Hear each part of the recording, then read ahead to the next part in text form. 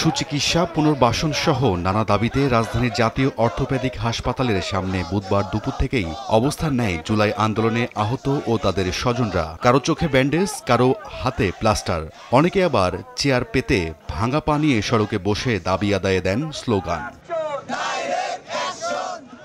দুই দফায় বৈষম্য বিরোধী ছাত্র আন্দোলনের আহ্বায়ক হাসনাত আবদুল্লাহ এবং জুলাই স্মৃতি ফাউন্ডেশনের প্রধান নির্বাহী স্নিগ্ধ এসে তাদের সঙ্গে কথা বলেন, দেন দাবি পূরণের আশ্বাস। কিন্তু তাতেও পিছু হটেননি আন্দোলনকারীরা। তারা অনেক আশ্বাস দিতে আমাদেরকে সব হবে, ট্রিটমেন্ট হবে, সব হবে, আমাদের কিছু হচ্ছে না, আমরা কিছু পাচ্ছি না। এখানে উপদেষ্টারা আসুক, এসে আমাদের কথা শুনুক, সবার কিছু দাবি আছে, আমরা তাদের কাছে এই দাবিগুলো তুলে ধরব। এখন পর্যন্ত যারা টাকা পায়নি তাদেরকে আগামী 3 কার্য দিবসের মধ্যে তাদের কাছে টাকা চলে যাবে, এবং যাদের চিকিৎসার প্রবলেম আছে আমরা আগামী 2 দিনের মধ্যে সরকারের যারা চিকিৎসা রিলেটেড এই সব নিয়ে কাজ করতেছে তাদেরকে নিয়ে আমরা নিটর এবং এনআইও হসপিটাল ভিজিট করব। আপনাদের সবকিছু করার জন্য বিদেশে চিকিৎসা, তারপরে হচ্ছে যারা আহত হয়েছে তাদের অর্থ সহায়তা, কর্মসংস্থান, যারা শহীদ হয়েছে তাদের পরিবারের যে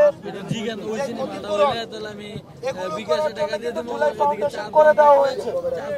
আমরা মানছি জুলাই ফাউন্ডেশনের অনেক সীমাবদ্ধতা আছে।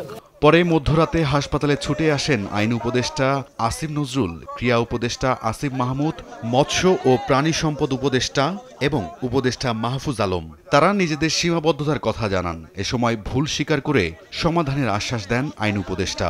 বৃহস্পতিবার দুপুরে সচিবালয়ে আন্দোলনকারীদের সাথে বৈঠক করবেন তারা। আমাদের ব্যর্থতা আছে, ভুল আছে, আপনাদের প্রতি আমাদের অনেক অনেক অনেক বেশি দায়িত্বশীল হওয়া উচিত ছিল। আমরা চেষ্টা করেছি, চেষ্টার মধ্যে ঘাটতি ছিল না, কিন্তু আমরা কাজটা করতে পারি নাই। গভর্নমেন্টের দপ্তর থেকে যারা শহীদ আহতদের অর্থ এবং পুনর্বাসন, অর্থদান এবং পুনর্বাসনে আছেন, সবাই মিলে আমরা বসবো, আপনাদের কথা শুনবো।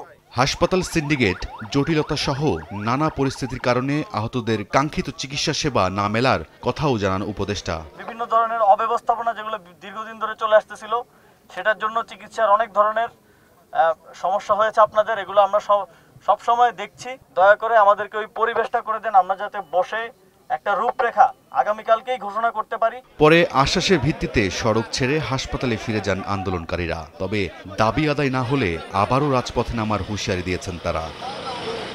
রাইদুল ইসলাম শুভ, সময় সংবাদ, ঢাকা।